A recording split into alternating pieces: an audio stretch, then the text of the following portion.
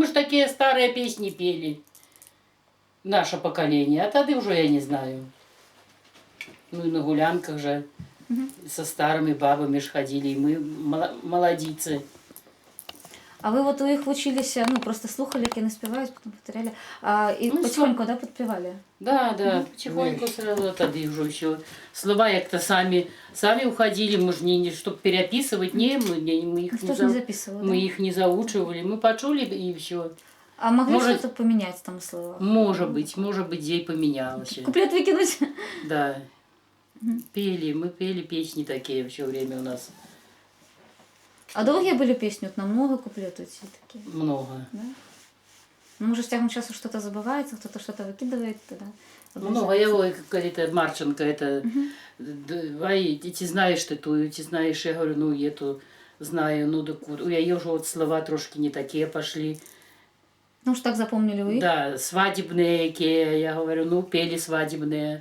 Я запомнила же, как пели бабы, мы же научились. Напеєте потім. И на меня на сцену. Тогда и приз даже дали мне денежный. О. А я думала, и это самое просто. А я на сцену я стесняюсь.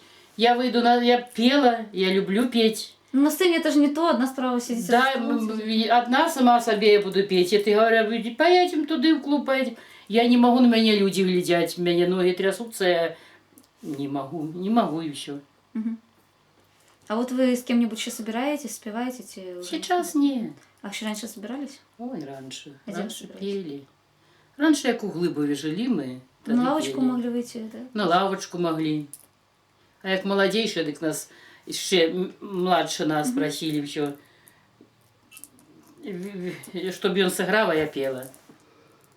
Ну, трохи отказывались, як прицепиться. Ну, спей ты. Ну, пели.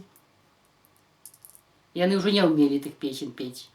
Уже после нас поколение, ну, может, годы так вот младше нас на 3, на 4, а потом уже все. Уже забыли, да?